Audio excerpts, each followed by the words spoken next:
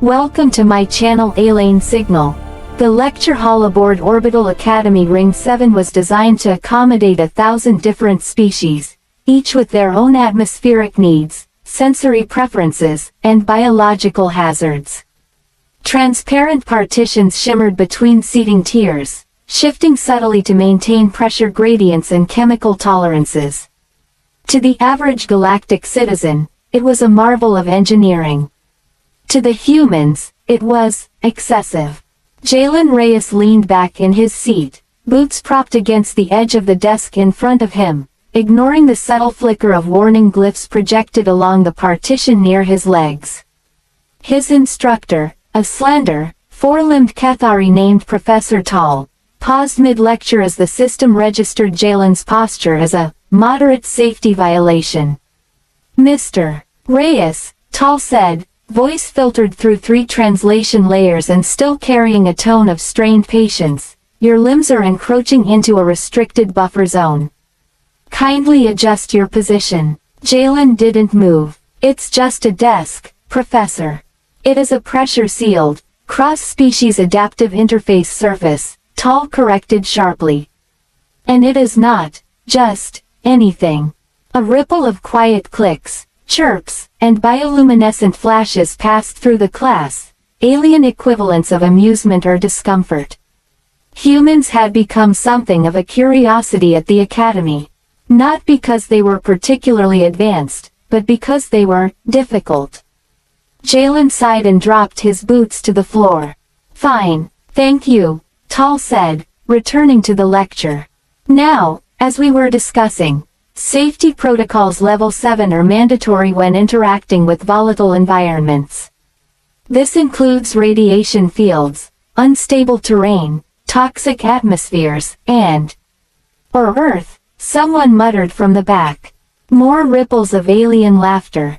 Jalen smirked. Professor Tall stiffened. "Yes, Earth is classified as a Category 9 Deathworld, which is precisely why humans are required to undergo extended safety training when operating beyond their native environment." Jalen raised a hand. Tall hesitated. "Yes, Mr. Reyes." "Why?" The single word hung in the air like a dropped instrument. "Why?" Tall repeated. "Why do we need more safety training?" Jalen asked. "We grew up there. We've already dealt with worse than most of what the galaxy calls hazardous." A low murmur spread through the hall. Several students turned their sensory organs toward him. Professor Tall clasped his upper limbs together. "Because, Mr. Reyes, familiarity with danger does not equate to immunity from it." Jalen shrugged. "Still seems like overkill." The professor's irritation became palpable. "Perhaps," Tall said slowly, "a demonstration is in order." 2 days later, the entire class stood inside Simulation Chamber DELTA-9. The chamber was a massive spherical space capable of recreating virtually any environment in the known galaxy. Today, it shimmered with half-formed terrain as systems calibrated. Professor Tall hovered at the center, supported by a personal grav field. "Today, you will participate in a controlled hazard simulation. Each of you will apply the safety protocols you have been taught." A series of compartments opened along the chamber walls, revealing neatly arranged suits, equipment packs, and instruction tablets. "Your objective," Tall continued, "is simple: traverse the environment, retrieve the beacon at the center, and return safely. All hazards are non-lethal but will register failure if mishandled." Jalen glanced at the equipment. Bulky suits, reinforced boots, multi-layered respirators. He raised an eyebrow. "We really need all that." "Yes," Tall said firmly. "You will all equip yourselves properly." The environment stabilized. Jagged terrain stretched outward in every direction, sharp rock formations rising from a ground that shimmered with heat. The sky above pulsed with faint radiation waves, visible as aurora-like distortions. Pools of corrosive liquid bubbled between narrow pathways. A level 7 hazard world. The students began suiting up immediately, following their training step by step. Seals checked. Filters calibrated. Movement protocols reviewed. Jalen picked up a helmet, turned it over in his hands, then set it back down. Mr. Reyes, Tal said, already anticipating trouble, you are required to. I'll be fine, Jalen said, stretching his arms. It's a sim, right? It is a precise simulation, Tal snapped. The conditions are non-lethal, Jalen interrupted. You said it yourself. Before anyone could stop him, he stepped forward, into the environment, wearing nothing but his standard academy uniform.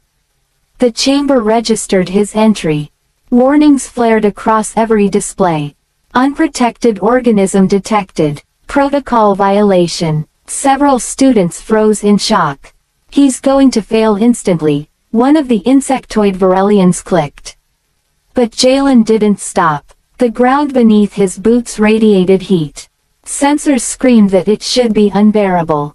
He winced slightly, adjusted his footing, and kept going. Surface temperature exceeds safe thresholds. Tal shouted, return immediately. Jalen waved a hand. Feels like summer back home. He approached a narrow pass between two jagged formations. The rocks were unstable, shifting slightly with each step. A safe path required careful mapping and support anchors. Jalen tested one rock with his foot. It slid. He grinned. Okay, he muttered, so don't step there. He jumped. The move was reckless, uncalculated, and somehow perfectly timed. He landed on a stable ledge, grabbed onto a protrusion, and pulled himself up. Gasps echoed through the chamber. He didn't even scan the structure, one student whispered. He can't know the stress points, another said. Jalen didn't seem to care. He kept moving, adapting with each step. When the ground shifted, he adjusted. When heat spiked, he altered his pace. When a pocket of toxic vapor hissed upward, he covered his face with his sleeve and darted through it without hesitation. His behavior is chaotic, Tal said, watching the data streams in disbelief. There is no adherence to protocol. And yet, a student murmured, he's not failing. Halfway to the beacon, the environment escalated. Radiation levels spiked. Alarms blared across the chamber. Radiation surge incoming, Tal announced. All participants, deploy shielding immediately. The suited students activated their protective layers, crouching behind reinforced barriers.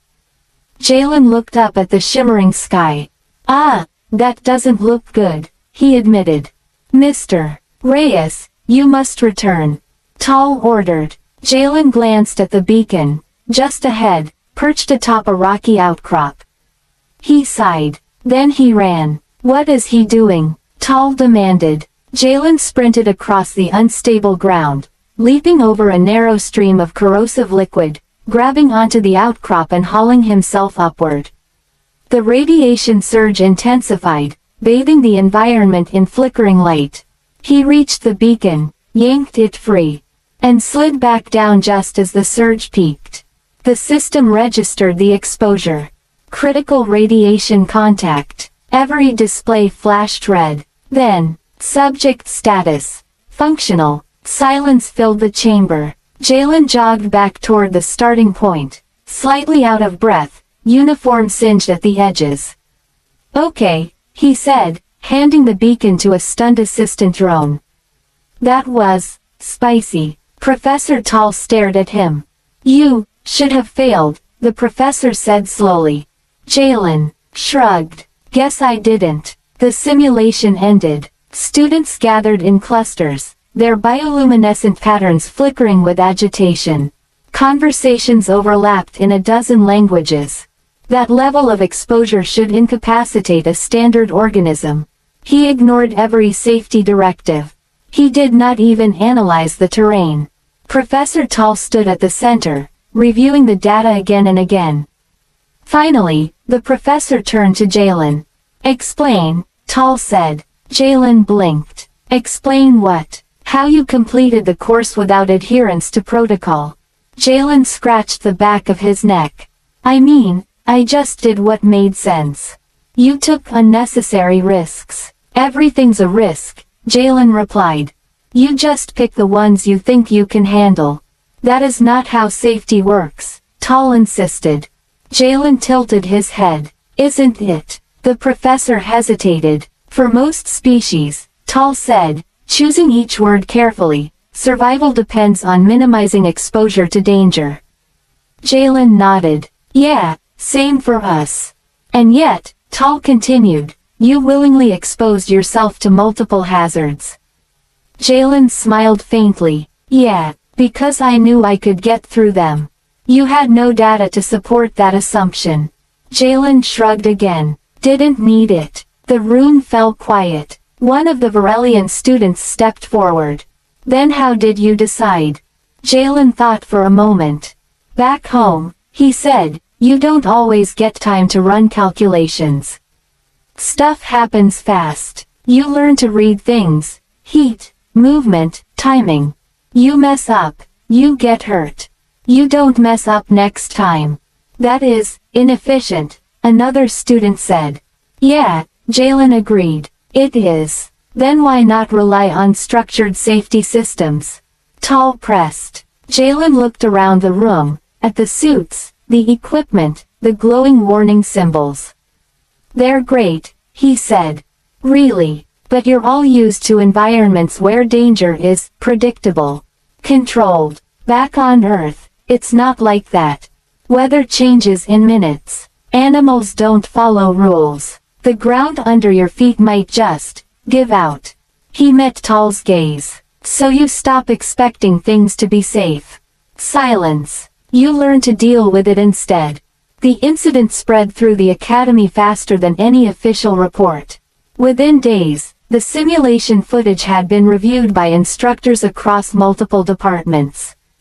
By the end of the week, it reached administrative councils. By the end of the month, it reached the wider galaxy. Humans, it seemed, did not approach danger the way other species did. They did not rely solely on prevention.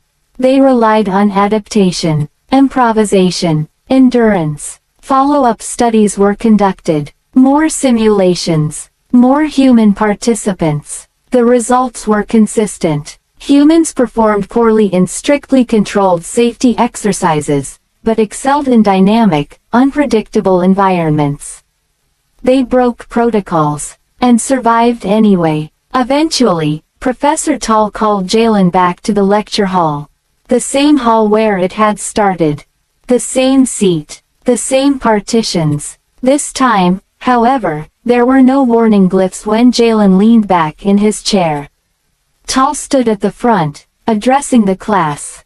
Recent findings, the professor said, have prompted a revision of our understanding of risk management across species. A display flickered to life, showing data comparisons. For most civilizations, safety training is designed to eliminate exposure to danger. Another set of data appeared, human performance metrics. For humans, however, such elimination is impractical. A few students emitted amused clicks. Instead, Tal continued, humans demonstrate a capacity to operate within danger itself. Jalen grinned. The professor turned to him. Mr. Reyes, Tal said, it appears that your species does not disregard safety. Jalen raised an eyebrow. Told you. You redefine it, Tal finished. Jalen considered that. Yeah, he said. That sounds about right. The lecture hall remained quiet for a moment. Then one of the students raised a limb. Professor, they asked, does this mean humans no longer require extended safety training? Tal paused. Then, slowly, the professor inclined their head. On the contrary, Tal said. It means we must design an entirely new kind of training. Jalen laughed. Good luck with that. And somewhere beyond the academy, across a galaxy that had long believed safety was about avoiding danger, a new understanding began to take shape. Some species survive by staying away from the edge. Humans survive by learning how to walk along it. And sometimes, by jumping anyway. Thank you for listening. Subscribe for more cinematic science fiction stories.